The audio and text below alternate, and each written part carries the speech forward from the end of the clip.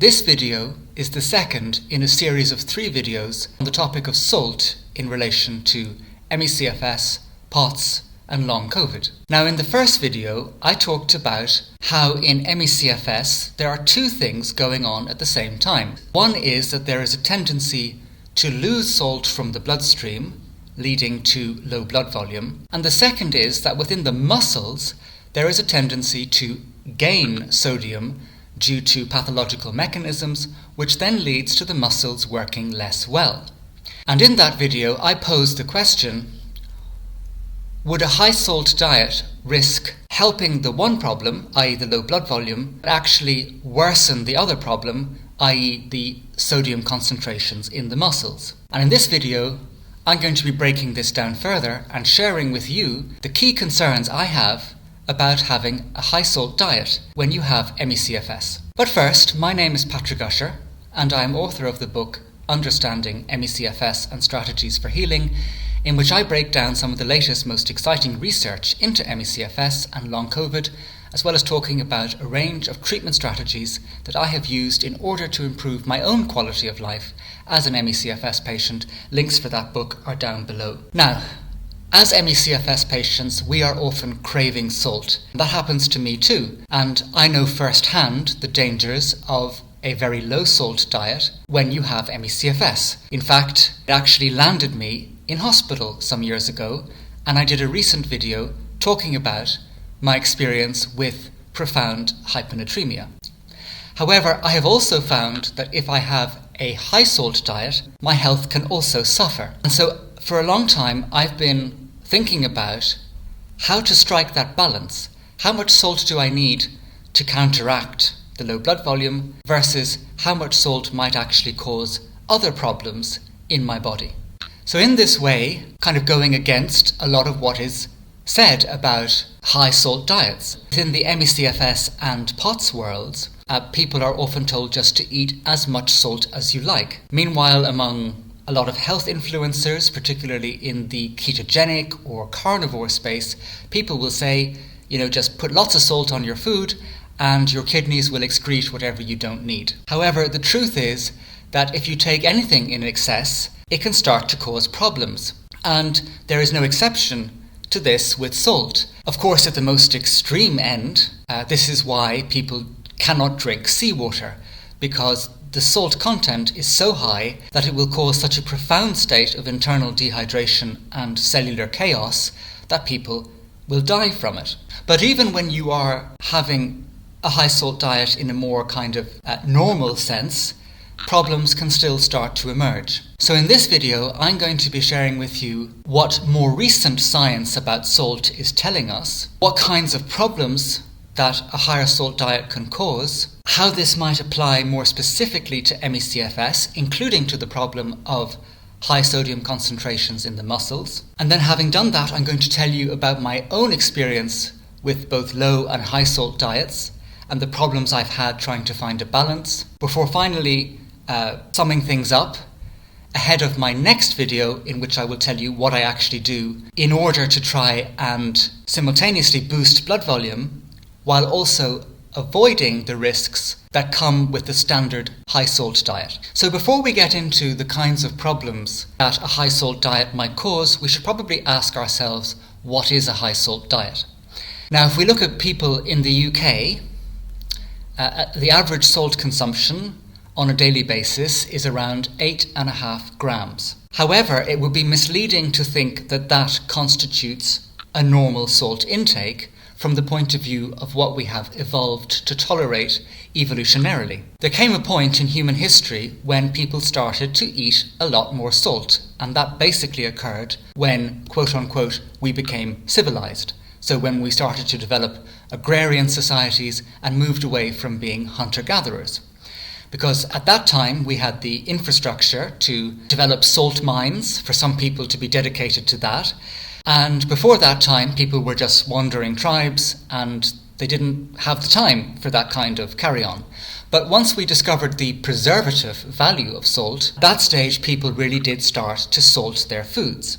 So it's actually, in terms of human history, a relatively recent phenomenon that we should eat a lot of salt. Now, In contrast to the UK average of 8.5 grams a day, studies have shown that amongst hunter-gatherer tribes, the average was typically less than 2.5 grams per day. So one paper, which did a meta-analysis, concluded that several studies have estimated salt intake in hunter-gatherer societies with a range of results, with nearly all population mean levels less than 2.5 grams of salt per day. People were having at least 3 times less salt than they are now, if not 4 times less salt. What this tells us is that under healthy circumstances, the human body is very good at maintaining its salt levels without eating tons of it. So basically, the point to consider is that even when we look at the average salt consumption nowadays, it is actually a lot higher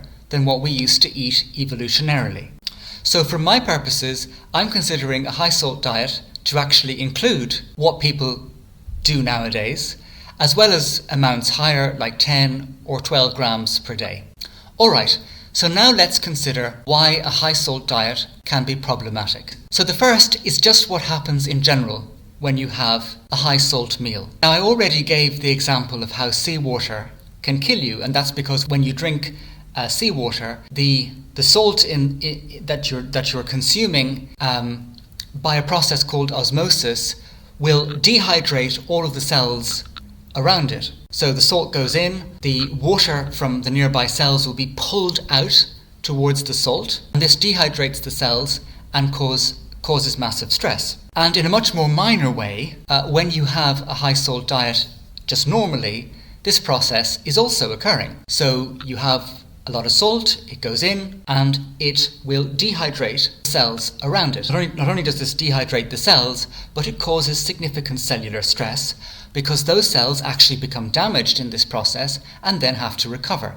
Now, there's an excellent article about this by Dr. Nunes, but she also wrote a kind of layperson-friendly summary of her findings, and I'm just going to read some of those to you now. She writes, "Why is too much salt toxic? When we eat salt, it enters the digestive tract and bloodstream, drawing water out of all of the cells in its vicinity through osmosis. As a consequence, blood volume swells, adding pressure to blood vessels. Although the kidneys restore blood salt to physiological levels, recent studies revealed that not all excess salt is effectively eliminated. For instance, one study showed that salt gradually accumulates within the skin of mice fed a high salt diet. This implies that many different types of cells in the body may actually be affected by increased dietary salt. Because high salt draws water out of cells, they shrink and critical components like DNA and protein are damaged.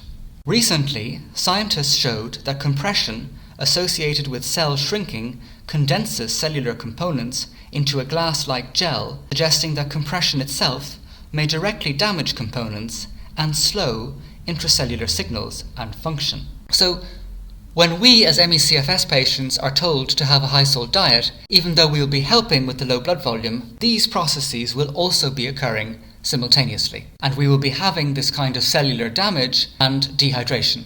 The second problem that I want to talk about is that studies have shown that when you have a high salt diet, you can actually lower the amount of ATP, which is the essential molecule for energy, and you can damage the mitochondria and they actually start to work less well. So one researcher called Geisberger looked at the effect of a high salt diet on mitochondria and ATP production.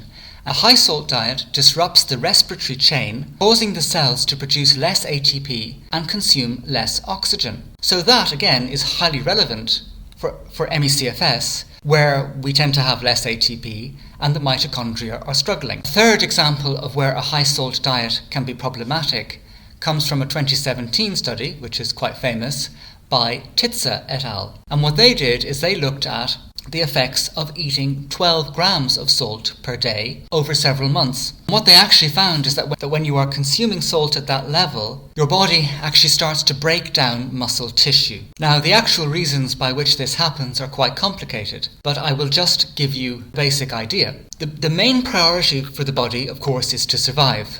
If you're normally eating a lot of salt, the body will have to excrete that salt. Remember, water always follows salt. So if you're excreting salt, there will be water bound up with that salt when you go to the toilet. However, if you're having a high salt diet and that process works as it normally does, well, you're going to be peeing out a lot of fluid, lowering your blood volume, and actually risking very bad dehydration. So the body has a backup mechanism, and that is to actually break down its own muscles. And this process of breaking down the muscles can actually lead to the body conserving water internally. Basically, when you break down muscle protein, it can be turned into urea, and urea can act on the kidneys in order to actually prevent the loss of water. So essentially, breaking down of muscle is a survival strategy when the body is suddenly being faced with dealing with these unusually large amounts of salt from its perspective. Now, there are plenty of ME-CFS and POTS patients who, with the advice to salt load, will actually probably be consuming close to 12 grams of salt a day. So yes, they'll be helping with their hypovolemia. Will they also simultaneously be actually causing such a state of stress that their muscles will start to break down? A fourth reason why a high salt diet might be problematic was already alluded to in the first, when I was quoting Paula Nunes, and that is that we now know that when you have a high salt diet, you actually end up depositing salt around your body, for example in your skin. Now this is in contrast to what was previously thought, that the salt stayed in the bloodstream until it was excreted by the kidneys. This raises the question, particularly relevant for ME-CFS, if you have a high salt diet, will it also get deposited in the muscles, and thereby contribute to the problem of high intracellular sodium in the muscles that has been discovered in the research, and which is a key reason why the muscles are so weak, and is also a kind of basic foundational catalyst for going into post-exertional malaise.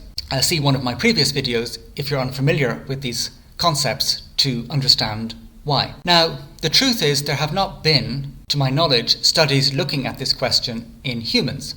But there is one in rats, in which rats who were fed a high salt diet actually led to having a 23.6% increase in muscle sodium content. So the truth is we don't know the answer to this yet, but there is evidence to suggest that indeed a high salt diet could worsen that problem. Finally, and in relation to this, there was a study in humans looking at the effect of a high salt diet on the function of the sodium-potassium pump. Now this is the pump that sits on the cell wall and is responsible for maintaining the balance of sodium and potassium inside the cell. Now this study didn't find an increase in intracellular sodium concentrations, but it did find a significant decrease in the capacity of the sodium-potassium pump. And in theory, that would have quite a negative effect in ME-CFS because the sodium-potassium pump is already dysfunctional in the illness.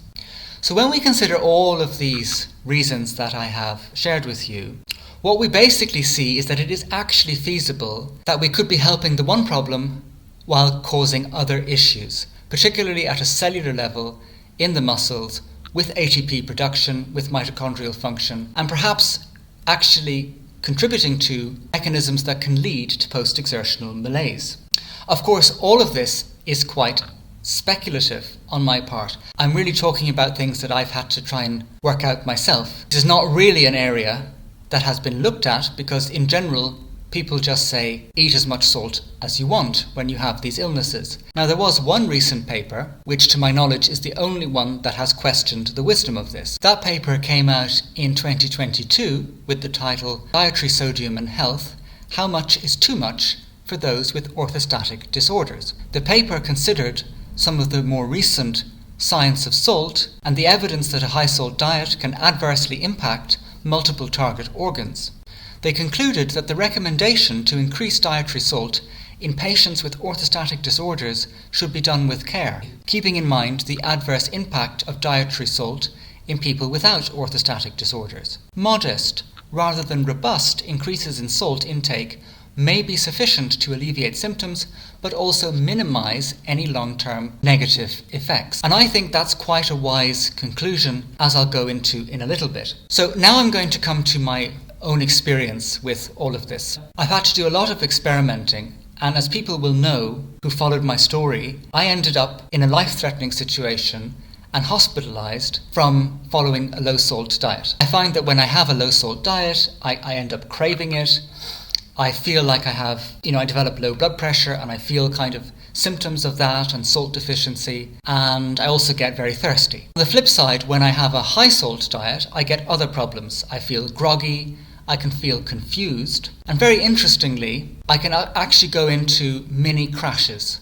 So if I have a meal with high salt, I can go for a little bit of time after that, for a few hours. I go into kind of a mini crash-like situation where my muscles feel really wiped and I just can't do very much.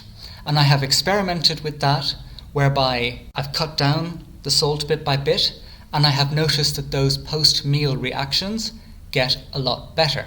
So what I instead try to do in general is to have just enough salt that I'm not craving it. To have just enough salt that my blood pressure is normal. To have just enough salt that I'm not going into the negative reactions. So in other words, I'm trying to find the sweet spot, as it were, or the salty spot between the two extremes. Now, at the moment, I'm in Romania for hyperbaric oxygen therapy, which is quite a laborious and intense process. And I've decided that I'm basically eating out in restaurants where the food is not very expensive, and the food here is very salty. And I have noticed these kinds of issues that I get when I have a high salt diet have come back in. So, in the not so distant future, I hope to go back to preparing all my own meals, which is what I normally do. But I have noticed again an issue as I have eaten more salt. Basically, it would seem, and again, I say this is speculative, it's not proven, but that it is indeed the case that a high salt diet will help us with one issue in ME-CFS, but potentially worsen others. And so there's something to think about is how to find a balance in your salt consumption. But even better than that, I have also, through my experimentation, ended up with finding ways to boost blood volume very effectively in ways that actually don't cause, or probably don't cause, the more kinds of intracellular issues or muscle issues that we've been talking about in this video. And so in the next video, I'm going to be sharing with you my kind of the best developed strategy I have for boosting blood volume while also simultaneously avoiding the harms of a high salt diet. So that's it for now. I will see you in the next video.